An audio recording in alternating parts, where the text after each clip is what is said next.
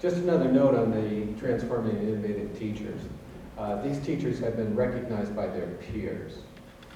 So they were identified through a process of schools nominating educators who they felt would be innovative and transformative in their teaching practices.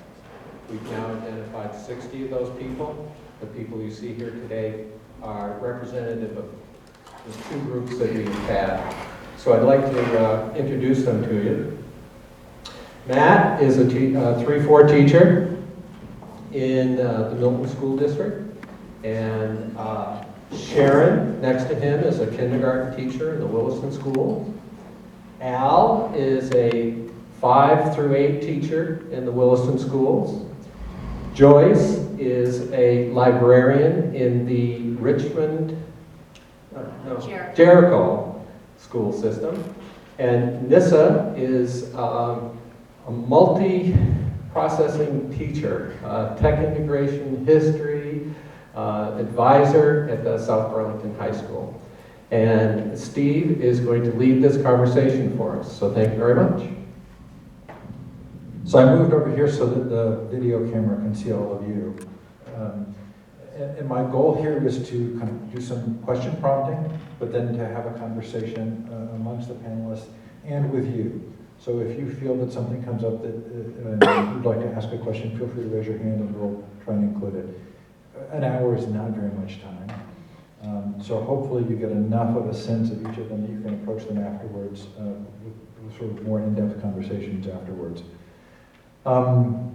Okay, and I'm not going to do the introduction thing because we just sort of did that, but there may be parts of your story you want to tell in terms of responding to one of the questions or in the conversation, so feel free to do so. It gives context and color to what you're doing. How important a moment in time do you think this is? The hyperbole is easy to come to, right? I mean, the technology of the web. I talked about the comparison with the printing press, this personal cognitive revolution. We're seeing change around the world. Are we overstating the case when we say this is a really important time? Jesse. And how do you think how important do you think this is in terms of our understanding of what learning is? I think he's And back I'll at the let anybody office. who'd like to start. And there's one mic, so we have to pass it around. Who's ready? Yeah, I think so. With technology, it's obvious in the information age that things have changed a lot. But when we were having lunch today, we were talking about we're also at odds at a country. You know, we have this high stakes testing. I was talking at lunch about Pearson, multi-billion-dollar company that has high stakes and a lot of money invested in testing. And so not only are we seeing some major shifts in education and the pedagogy that goes with that, but we're kind of at odds, I think, with ourselves. Civil war is maybe a little drastic to call it that, but there's a lot of tension in education right now about where we're going. And I think it's not just that it's changed a lot, it's that there's a lot at stake, and it'll be interesting to see in the next decade, where do we end up going? And I don't think we're all sure where we are. I wouldn't normally take the mic back, but this is a good chance. Why don't you answer the question to remind people of your name? So that was Al, and he is a junior, middle school, so ages 5th through 8th grade teaching, which was well represented in your response there, right? The independent, feisty spirit. I didn't drool or make funny noises. Okay, does anybody else want to answer this question either from a personal or an institutional perspective? I'm Sharon, and I teach kindergarten. For me, when I'm listening to this question, I'm thinking about in terms of what is happening with young children in school. And for me, I really welcome change. I embrace it. I love it. I think it's really important for growth. So one of the things that I'm thinking a lot about in terms of my own teaching and what the technology tools are doing for me, my students and their families, is how I can use these tools that are collaborative to kind of model change and also help my students and their families learn how to use these tools to connect.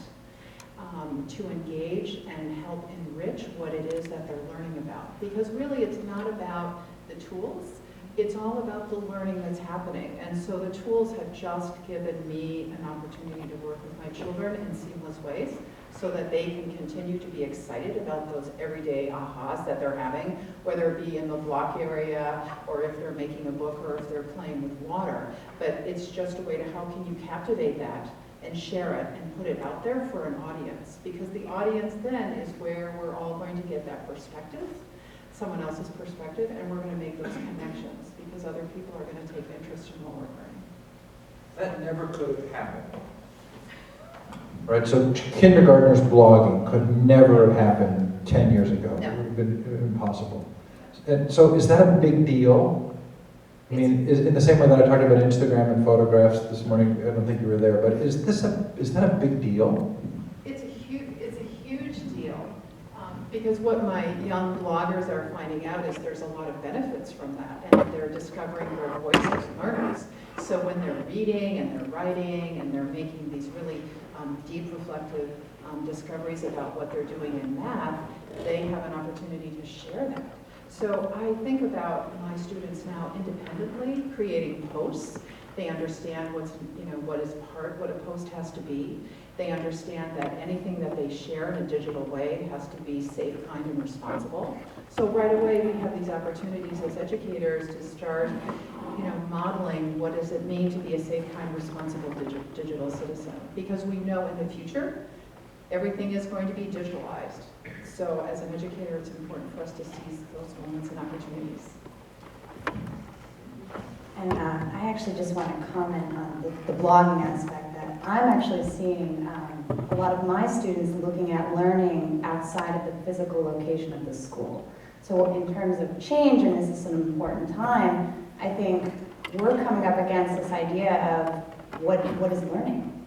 It's happening 24/7. It's happening with our community. It's happening globally. It's not just you come to school at 8 o'clock in the morning, you leave at 3:30. It's become this bigger idea. And along with that, I think there's a lot of fear, especially on the side of the teacher. How do we continue working with students when their learning happens at 9 o'clock at night when they're checking their blog?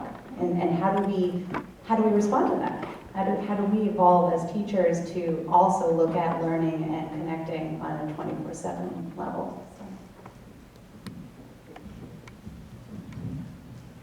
I'm Matt Allen. Another piece for me is not only what is learning, but who's a teacher. I mean, that's really a big part of this. So I have two sons, and one of them's in first grade. He's doing a little blogging experiment. He's the guinea pig around the school for certain things since his dad works there. But he's doing some blogging, and seeing the impact that my 5th and 6th graders have on him by commenting and working with him, and through the same, they use kid blogging, and having those conversations there. My kids have never thought of, my students have never thought of themselves as teachers, but with the power of the technology we have, it's very real that who is a teacher anymore is an open-ended question, really. Anybody can be. It's not just the person standing in front of the room. And I think part of that then brings in the conversation of how do we unschool our students, so when I have them come into my room, it's not complete culture shock that I'm not the person they're performing for, I'm not the person they're writing for in my case. There's a bigger world. I'm the facilitator to get them the connections and to help them be successful, but really, I'm not their audience anymore. So I think that comes into play as well. I want to speak to that. I'm Joyce Babbitt. I'm a librarian at Browns River Middle School in Jericho, and the change I've seen is that the library is louder, it's funner, it's more spontaneous, it's just messy, and it's constant. It feels like perhaps a subway station or airport terminal, and there's just a lot of things going on, and I love that energy. It's a loud energy, it's a constant energy, and I really like it. But I also was resistant to it at first because I was thinking, where's the control factor? And now I'm learning a lot about how it's about all of us learning together, trying to figure things out together. it's fun, but at the same time, you don't know where it's going. Very spontaneous moments may break out. Certainly in my library, you might be seeing singing and dancing. You might be seeing kids with iPads doing claymation. You might be seeing kids, teaming up and deciding that they're going to do something great internationally so that their pal on the other side of the world will have not just a letter anymore, but that they're going to be telling them a story without the use of words, but to show them a story, which I think is really quite unique. So I'm seeing a lot of collaboration going on. So we've talked about, what is learning, where does learning take place, who is a teacher. We could have those discussions without technology, right? They're not necessarily new to the technology, but does the technology open the door in a way that's different than in the past?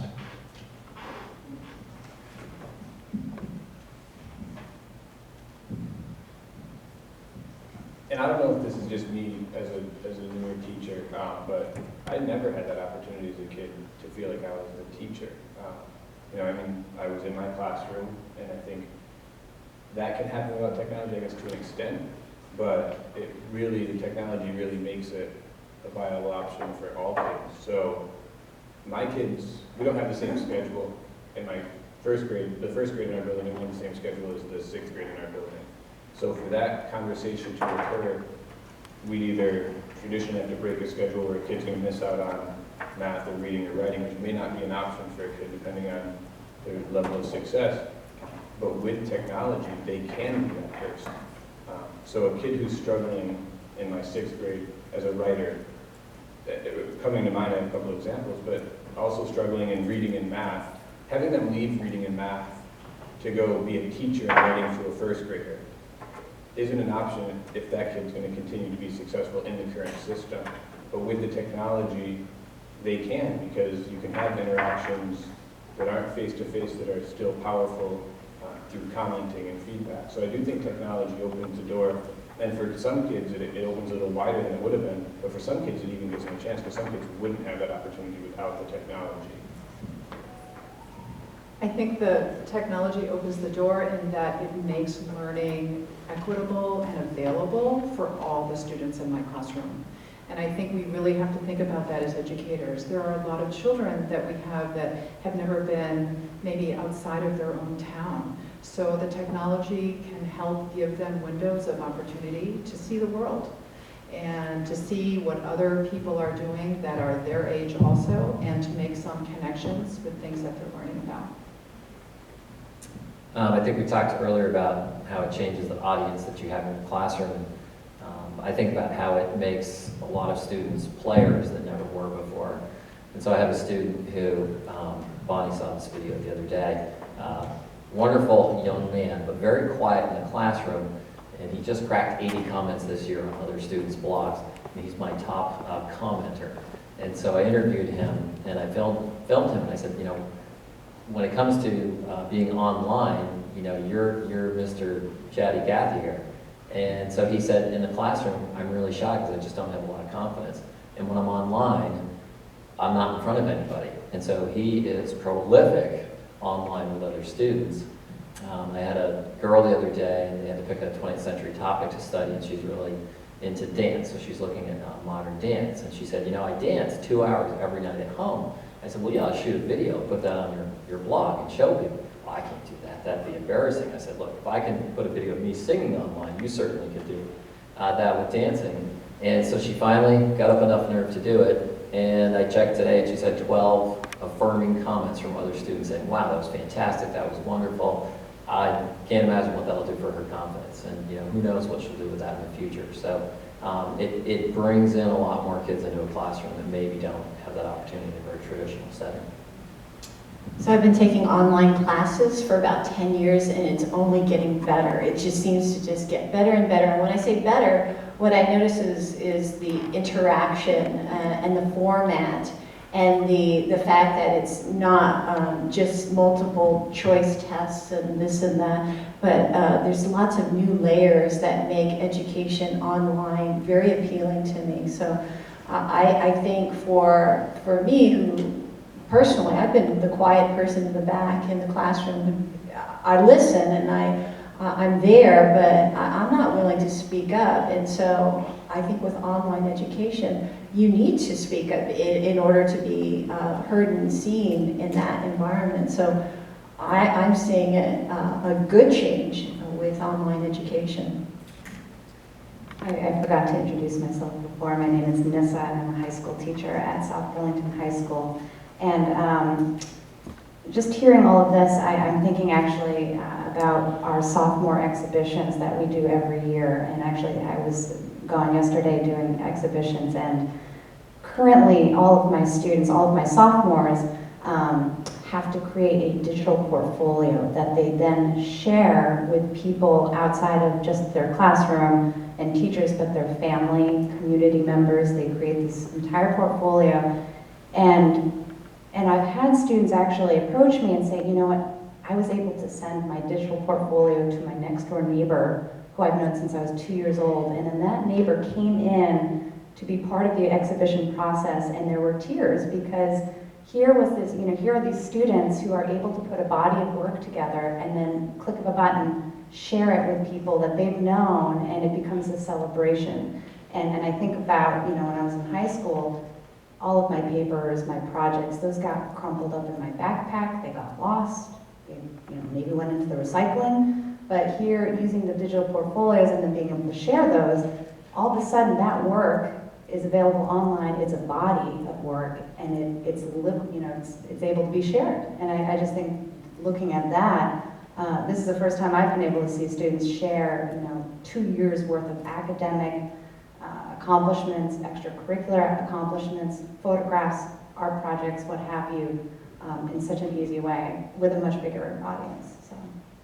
Can I ask a question? Sure. I think it relates to what you all said. I'm curious how this works for kids who really are lagging missing a lot of those skills, or who are really behind, kids who really can't write effectively, or they don't have the confidence to put their images up online.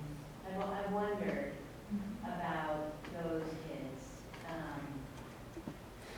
just have wondered. Just really quickly, in terms of portfolios, I work on with students. I actually visit this wiki page that Jess Wilson, who's in the audience right now, shared a number of years ago, I think at a Dynamic Landscapes conference called Cool Tools for Schools, I think.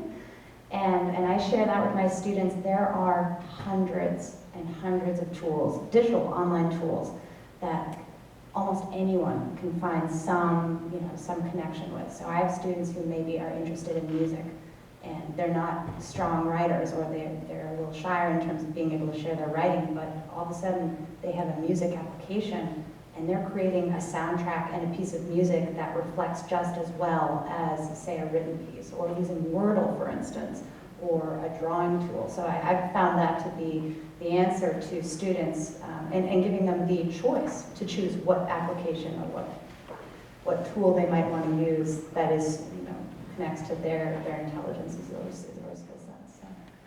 Was that what tools you should use? It's Cool Tools for Schools.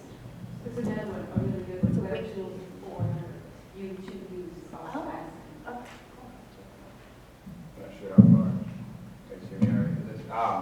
So I think that actually connects to a thought I had prior to that, which is technology itself as the tool is really great, but it's also required or allowed for maybe a shift in thinking as far as who can be successful and giving kids these opportunities. So the thinking used to be that in writing, you wrote for a teacher and it was graded by your teacher and they looked for certain things. But thinking on that has changed in that, so I have students in my class who really, really struggle with writing. I'm a fourth, fifth, and sixth grader, and some of my sixth graders are at third grade level. But with the use of technology, they've been far more successful in getting pieces out there, and maybe that's speech to text or something along those lines.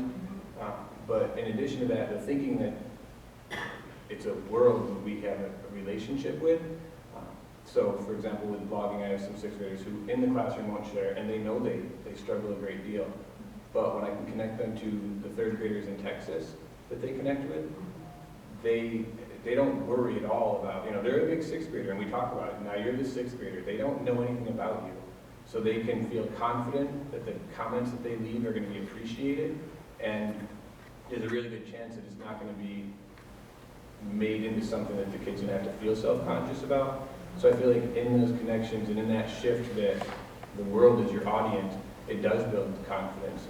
I have another student who, throughout most of this year, didn't do much writing at all. But with the use of technology and with that change in thinking about what's acceptable and what's not, the last couple months has just been on fire as far as getting things published and getting things out there and being involved in the classroom. So I think that builds confidence that then allows for those kids that have historically struggled to have an audience that isn't their classmates who may pick on them for other reasons, they may be a target in other areas. They don't have to worry about any of those stresses. They get to work with first graders or third graders who are, 1,000 miles away. And they get to be as confident as they want to be online, as you guys were saying. I don't remember who said it now, but the idea that the kids get to build a level of confidence because it's not face-to-face. And it was, I think about it. But with that obviously comes lessons because, we all see YouTube comments where it's not face-to-face, so there's a lack of humanization to the process. But that's for us as educators to prepare our kids for on how to handle it correctly as the audience and as the creator. But it does allow for a lot more success for kids. I think there's,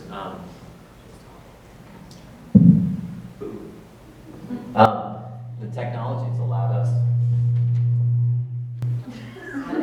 Let's try to give you some. I'll just yell. Is it okay if I talk without a mic? No, I think for the filming, they need you to have. Okay. Oh yeah, just give me the look. Okay. So I think with technology, it's allowing us to do things differently, but also allowing us to reach our potential that maybe we thought of before that was really hard to do, and now it's not. So an example would be with Kid Blog, which a lot of people use, especially with younger grades, is you can approve comments. So any comments that are made to students, you can approve. And I had one student who, he breathes like the rest of us, he thinks and all that, but writing is just a task and a half for him. And so he and I have this agreement because I have to approve all the comments. I can usually figure out what he's trying to say. He writes that poorly. And he knows that I go in and I clean up what he wrote. So that he's not embarrassed by his writing. And so that's a way that technology has allowed me, again, to make this kid a player. Whereas before he would have never done that because it would have been an embarrassment to him to do that. And it's not that he doesn't work hard, he's functionally illiterate at this point. And so that's a way for me to get him into the game. And so I can go in and I can edit his work for him and put that on. Also, I think, in the past, I've always had this thought of, well, we usually have these assignments and these projects, and it's due today, and if you do a really poor job on that, we're going to hurry up and keep going so we can get to the next thing we do a really poor job on, and when we get to there, we're going to keep going. By the end of the year, you're going to do a really poor job with all the stuff we did because, we can't stop. The car's going. We got to keep going. And I think with the tools we have today, we don't necessarily have to do it that way anymore. We can look at it very differently. And so I have a setup with the work that I do with students, and again, it's based a lot on engagement level. There is some grading that's or assessment that's on their products that they produce, but a lot of it's how engaged you are. And their grades are floating and flexible. So when you get a score on something, that score is not static. You can come in and you can do something about that if you choose to. And I also have some setups where there's kind of a minimum amount everybody needs to get to, and once you get to that point, then there's other options that you can choose. And again, 5 years ago, I would have been up 23 out of 24 hours trying to do that. And now I only have to be up 17 to do that. So technology has definitely made our lives different because we can be more effective. So students aren't the only ones going through this journey, right? I mean, the fear that we've talked about modeling and the importance of modeling. But can I ask you to kind of address your own personal journeys here and maybe any lessons that they might hold for thinking about the larger body of educators who are, many of whom are going to start experiencing these changes in their own lives? Well, I first have to say I'm similar to Matt in that I'm a new teacher. This is just my 3rd year at the high school, and I think one of the biggest journeys for me is allowing my students to not only become comfortable, but to look at me as a student as well. And we were talking about during lunch that the energy levels when you're using digital technology tools in a situation in which I openly tell my students, hey, I have no idea what this is going to look like, you know, that I'm learning right along with you, all of a sudden the entire experience becomes different. I have students jumping up and offering to find other things to attach to the project, or, oh, look what they've discovered, you can do this, that, and the other. And then all of a sudden, the project evolves, it changes, my curriculum changes, and I think for me, a big journey is just looking at, I mean, my curriculum and my projects are constantly evolving. And I really have to be okay with certainly trying to plan out and try things out myself, you know, a week or two in advance. But quite honestly, so often I find that my projects in the middle of a class will change just because of a certain tool that's come up or a certain, sometimes a technical issue, but just being flexible with that. And I think that since my students have recognized this with a lot of my projects, I think that the positive energy's gone up, the excitement for what we're working on goes up, and then them actually being able to use those tools in, you know, across core subjects I've seen increasing. And I actually was invited to another sophomore's exhibition yesterday as their guest teacher. And this particular student shared that she had created a Google site in another class for a different subject on something she was learning about and used it as, and she was proud of it. So that's just my experience.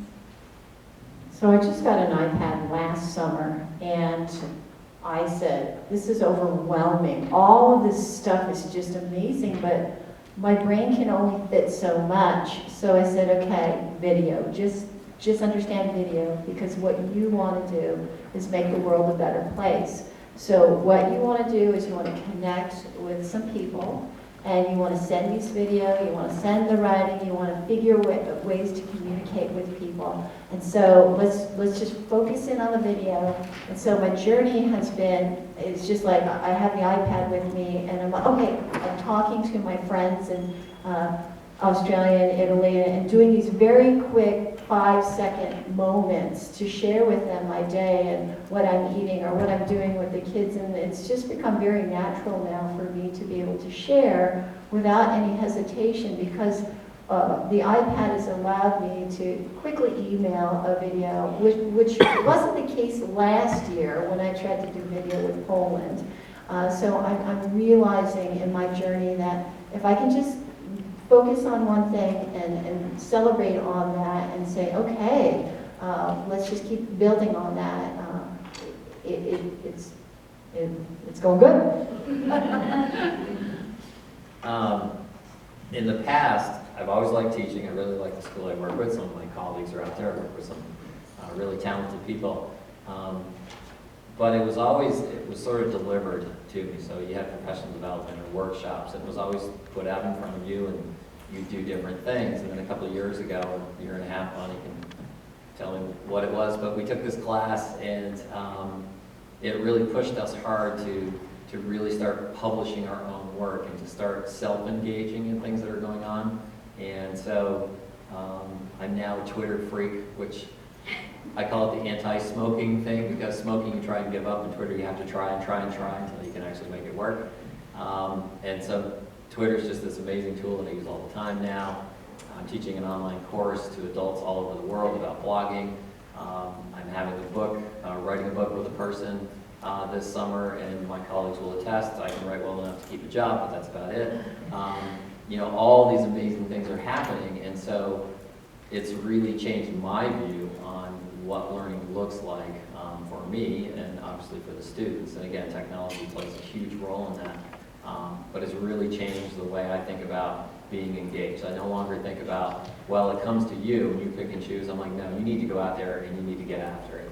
And you need to challenge people's ideas, and you need to publish your work, and you need to become a person that's going to play with other people out there. And radically changes kind of your whole world and what you get into. Yesterday I was talking to people at lunch about, I was reading about the Common Core test in Pearson. And so I spent an hour yesterday reading about Pearson and all these rather large multi-million-dollar contracts they have with all these different states. And I would have told you 2 days ago I was going to do that, but that's what I did because that's one of the groups I belong to was talking about. So it's really changed my view on what it looks like today. For me, it's all about the connections and relationships that I'm able to make with other people. The technology has really kind of given me permission to kind of open up and be very transparent in my thinking and my practice, and that's really energizing for me.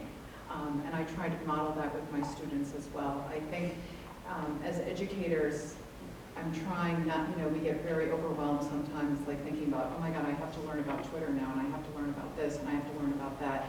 And so instead of just saying, no, no, no, I'm trying to just be really open to that and just to see what things develop. I had, very similar to Al, I was not a writer in high school. I barely made it through high school. It wasn't until I got out of high school and out of college that I decided, oh my gosh, I think I really want to teach because I love the outdoors. So now that I'm in a classroom, I love writing. So I've also had some things that are published. I'm working on a book that I hope will be published. We'll see. But again, all of these things would not have been possible if I wouldn't have been given some tools, some opportunities where there are other people out there who are interested in what you're doing.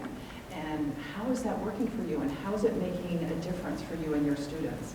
I think the other thing I think a lot about is making sure that when I'm working with children and also myself, what is my goal? What is it that I want to know? For me, it always has to come back to that learning. What is it that I want to learn? What is it that I want to do for someone else? Even in kindergarten, every year we have this food drive because we're collecting food for people in our community. So I think about that. That's a problem that we have in our community. How are we going to make sure that everybody eats? Again, when we think about those authentic problems that are real world problems with our students, and then what are those tools or those things that are out there that can help us kind of reach our goal, are really, really empowering for not just me as an educator, but my students, because I'm modeling for them how tools and how we can use them to make a difference. Being last is terrible because everybody had good answers. So, what they said. No, I think my journey as an educator, I was really lucky when I moved to Vermont. I taught in Colorado for a couple of years and moved to Vermont. And I got to connect with some people who really showed me and brought me to the point where I am now. And so having and developing that PLN has allowed for me as an educator so that I get to do what we heard everybody else talking about, when you find something you want to learn about, being able to learn about it and getting up there and doing it and being self-directed on that. But without that PLN, there's no way that I'd be having the success that I am right now with my students and being able to see their growth and see them being motivated. And all that comes from ideas that I've gotten from other people, and I just implement it into my classroom. So we were talking about how the PLN works, and I heard, not being a writer, and I can one-up that. I'm a writing teacher who, due to my lack of concern for my education when I was younger, failed 9th grade English, then I had to double up, so I failed 10th grade English, and I doubled up, and I failed 11th grade English, and doubled up. And finally I realized I should probably try, because I really could do it, but I just didn't care. And so now, being able to connect and realizing that's my relationship with my students, which helps me to feel like I'm having success with them. But being able to have the PLN that I have, then allows me, as the person who has failed writing multiple times, to actually have the opportunity to also have, looking at getting an ebook published and working towards that. So really without the PLN, I wouldn't have grown, and therefore my kids couldn't have gotten to have me, the person I am now, as their teacher.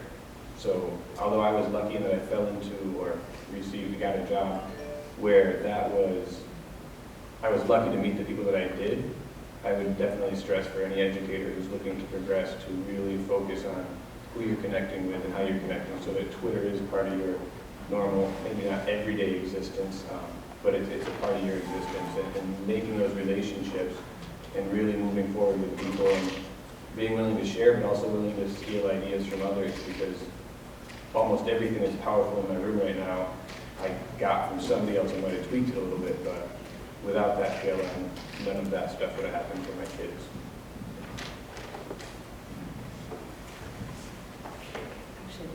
I just, quick comment. I think what's important, well, at the high school level, I certainly have students constantly asking me, why are we using this tool?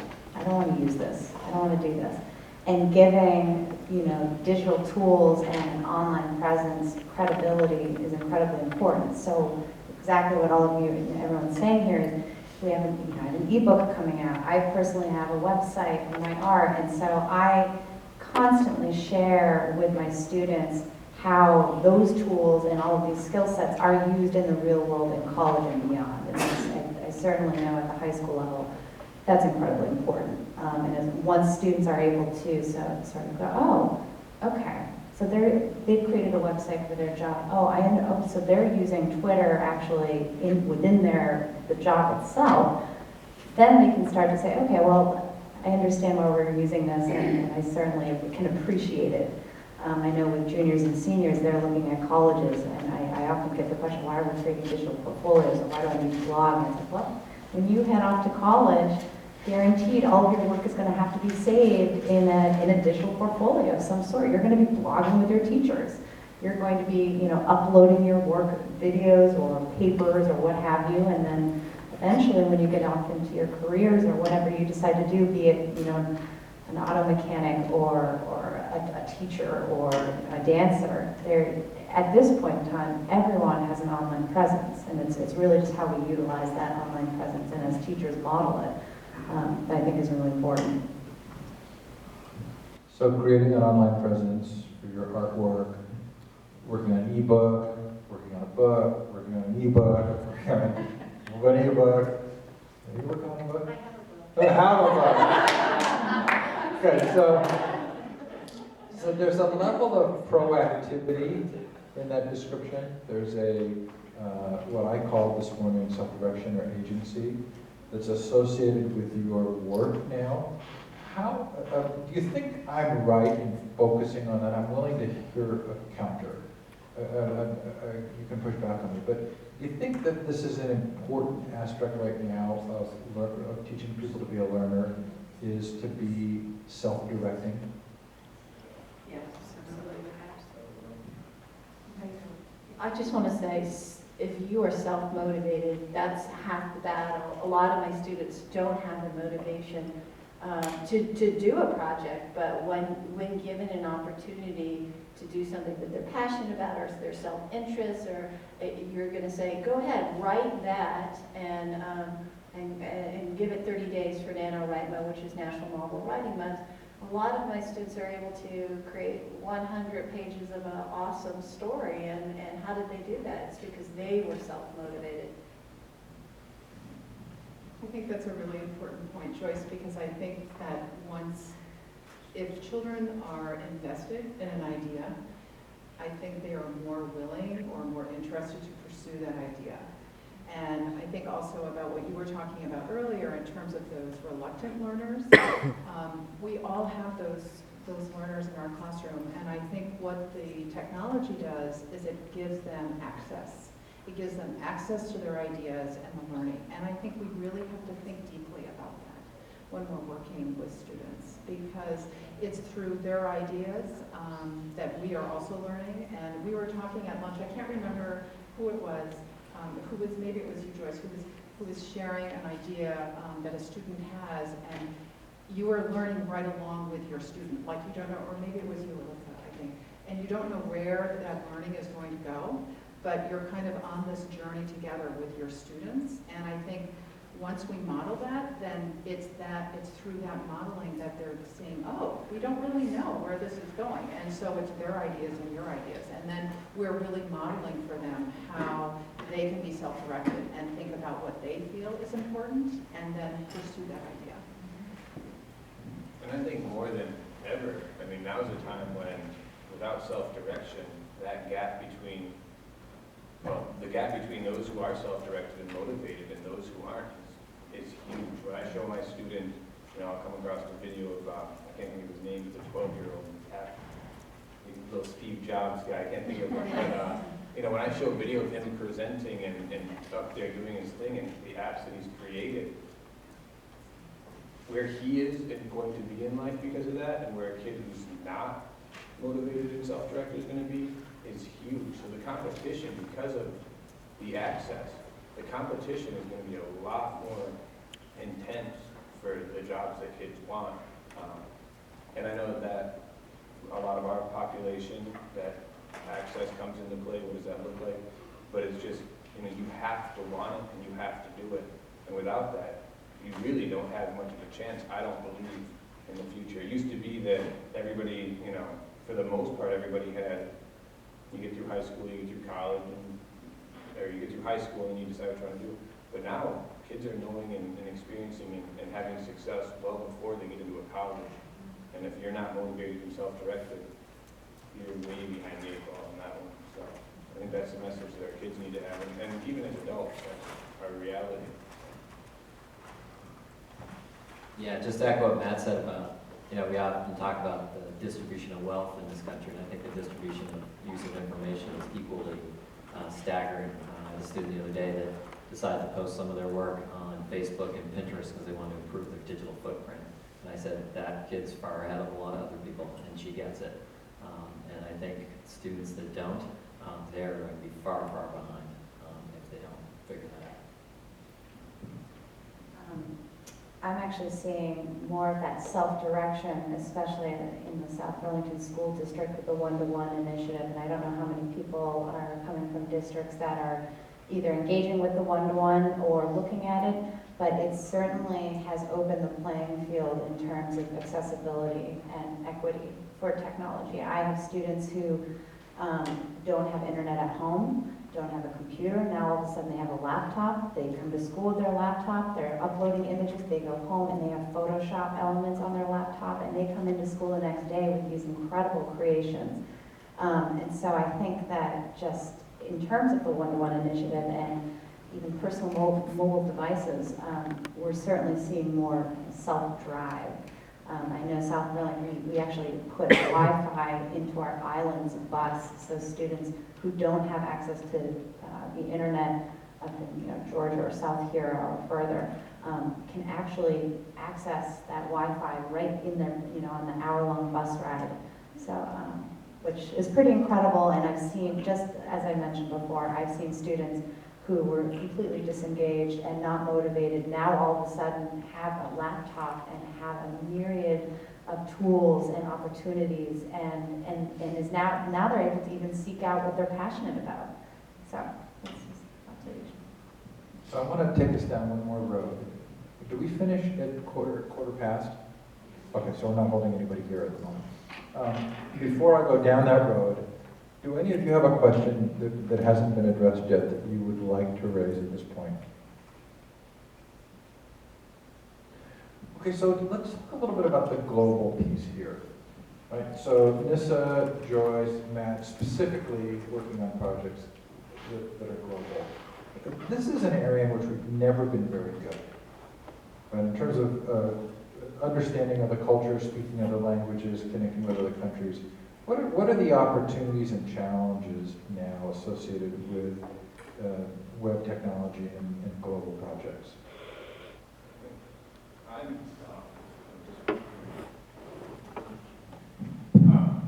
I was actually, so we're starting a new project, and my kids are, again, the guinea pigs. We're piloting in my room. It's called Around the World in 180 Days, where we're trying to connect my students with different classrooms around the world. When you hear about it, it sounds like everybody's out there wanting to connect around the world, and that's just, it's there. People are going to knock on your doors and jump in and get involved. And actually finding people to be involved is way more of a challenge than I thought it would be. And I feel like I know some pretty connected people, but it's been much more difficult than I thought it would be. Right now, my kids, through personal connections, have gone in Iqaluit in the far north of Quebec, Colorado, Iowa, and they've spoken with a teacher in Japan. And all of those, with the exception of Iowa, are personal connections that I have, or that Sue Wade, who I knew this with, has. One was found, Iowa's a PLN on my Twitter, Russ Warren, and then in May we have India coming up, and that was again on Google+. But to me, I was surprised how difficult it was to get it out there. And I think with that came marketing, and how are you selling this to people, for lack of a better word, how are you getting your idea out there? That to me is a huge issue. And you guys can talk about some of the advantages of it. I'm going to speak about timing and how timing is crucial in all this, and how you have to put in the time. So I use epals.com, and I upload my profile pretty much on a monthly basis. I change it, I alter it, and I just look at the language, and I try to figure out how to get people to connect with me. And I often ask them a question, do you want to be my friend? That kind of thing. It's been awesome. I've had this connection with 2 women, Allison and Ariana, in 2 parts of the world. And it's about frequency and me talking to them and having this really neat relationship. We think that this is the way to go, but we often are bogged down with other things. So our connections are strong. Our students are connected with multiple videos, postal mail, gifts.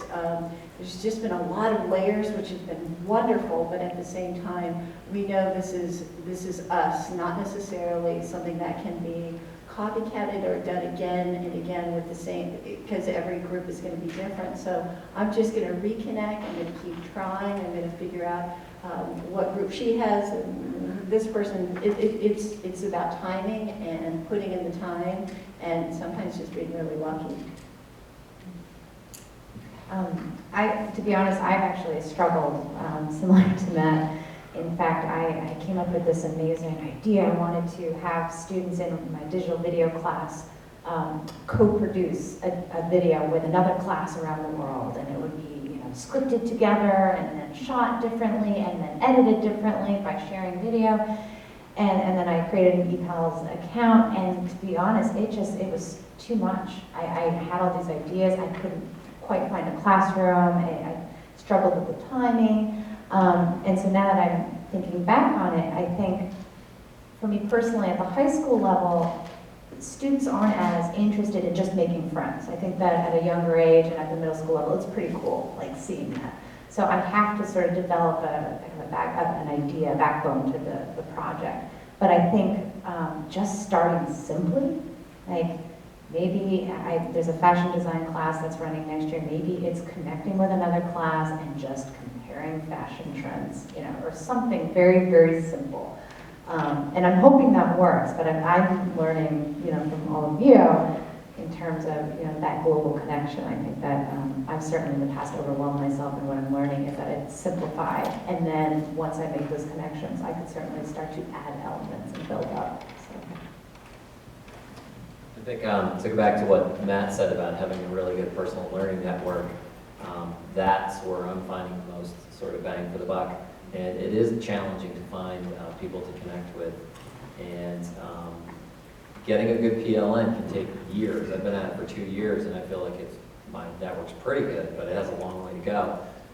And so I entered into quad blogging with a few other schools this year, which is sort of a formal relationship, and you commit to working with other schools. And unfortunately, the school from New Zealand had to drop out, but we picked up a school from Philadelphia and 2 from Virginia. And so that's been really rich, and I will give a plug for Catholic schools. I didn't realize until about 2 months in, I was like, wow, these are all Catholic schools. Well, they can kind of teach whatever they want because, they're not in the same system that most of us are. So I'll give a plug to Catholic schools. They can do anything they want, so that's really good. But it is hard, and I think without a really strong PLN, it can be challenging. This country doesn't seem to have a lot of networks you can just sort of pop into to help you out with that. So you have to get out there, and you have to be active, and you have to be engaged. So that's probably the best way to go out and do it. A few things that I've tried. I've also been a part of the ePals community, which I think is really great. I think you can put yourself out there and find people that will connect with you, that are really willing to learn about your school, your culture, and your students. And the other thing that I found is the Professional Learning Network that you've heard us all talk about. Through Twitter, I had 3 different collaborations this year. One was a postcard exchange that was just within kindergarten classrooms that were just sharing snail mail postcards every month. And one of the classrooms I was connected with was in Phuket. And they said because of postage and stuff, it was really expensive. So they used VoiceThread as a way to connect with us. So we shared that. So that was really cool. So that was a way to make that happen. Another really great thing that I found on Twitter was the Kindergarten Around the World program, which is this kindergarten teacher, Amy Murray, who's a Canadian, does a phenomenal job of matching teachers with other teachers from different continents. This year, my partner was from British Columbia, and that has been really rich for my students. And again, once you make these connections or collaborations with people professionally, you decide how often or the frequency that your collaboration is going to last. Again, I think sometimes people feel like, oh yeah, I have this one friend in Poland and then I can't have any other friends. You know, maybe your topic is just going to be, you're going to read stories together for a week. You're going to read an author study and that's it, and then you move on to something else. I think it's important to think about it that way in terms of what are your goals, what are your learning goals, and what are your students interested in. And then the other really, really cool thing that happened for me this year, I found this thing called Skype Play. And I was like, oh my God, what is Skype Play? And you join this group and you're in like a pod with a bunch of other teachers who are kind of in your time zone or maybe off a little bit, and you leave your Skype on all day. So people just call in and say, hi, this is so-and-so from Canada. Would you like to hear our new poem that we just learned? So I have this on all day in my classroom. And so whoever the leader is for the day will go and answer that video call and we'll say, hi, this is Sharon in Vermont. What's going on? And so since we've developed this culture in the classroom since the first day of school, it's not a distraction. The kids are very used to it. And if they're interested in seeing what's going on or connecting, they'll stop what they're doing. Otherwise, that flow continues. So just things like that sometimes they just kind of happen authentically. And I think that's what I try to think about when I'm thinking about how I'm using technology, how can I use it to enhance not just what I'm doing, but to help my students kind of reach out also and connect digitally with other people. Because there's so much richness in the world. And I'm not a big traveler. I'm very nervous about traveling. So for me, this has just been like, oh my gosh, it's been really fun. Oh, sorry, yeah. So the last piece that I wanted to say was, and I think the grade level definitely matters in the age level and developmental, but one of the things that in addition to just having the conversation with Skype, which is what we've been using, we're also trying to find ways to connect the kids afterwards, because one piece that my kid said was, it's really cool to talk to these kids, but is there a way we can continue the conversation? And so thinking of ways we can connect afterwards, at least for my 6th graders, has been huge. So we use, like I said, Kid Blog with one, Edmodo, and that's a huge point for my kids because they don't want to just have the one interaction or even just 2 interactions where it's still fairly formal. They want to develop a real relationship with these kids, which I think for people not in this generation, not in that generation, that's new to them. They want to develop friends everywhere. So when you look at the Facebook account and you got 1,000 friends, you don't want 1,000 friends, really. But it's a relationship, it's a connection. And I think that that's what they're doing even with this. They want to develop more than just, I saw you once, but I actually have a connection with you. And is it real as what we would consider a friendship? Probably not, but I think it's an important part for them to develop their network and have those relationships. Let me jump in quick because I have the mic. Steve, you talked about, people have to be self-motivated. And I think one of the things you find out very quickly when you start dipping into these different networks is if you don't give, then you don't get very much. And so it really demands a certain level of engagement for you to really get the richness out of these groups. And when all of a sudden you start providing resources and you engage in conversations, all of a sudden people start noticing you. And my experience, I think in the educational realm, is people are darn friendly out there. And so when you participate with them, they give back in huge amounts, but you have to engage. You can't just be the lurker where you see stuff going on. You have to go in and get involved. And it can be really intimidating at first, and then it becomes very normal. But you really get back what you put in. If you don't put in, you get vetted fast, and out you go. Okay, so thanks to Matt, Sharon, Al, Joyce, and Nissa, and thanks to you for being here.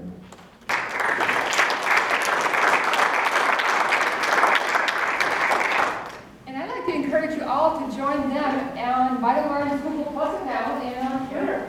And on Project Ignite at connectedvoices.org, we have a list of all our Project Ignite Twitter teacher addresses, and I think maybe some of the other networks we have out there. So join their conversation. Also, if you have teachers out there that you recognize as transformative and innovative, we're going to be going through a process beginning in September to recognize another 30 teachers. Those 30 teachers will join in with the 60 teachers, and you know, it's sort of like a movement here. We'll get 30 teachers every year, and there's only so many teachers in Vermont that we can hit that record. So thank you for joining us, and let us know.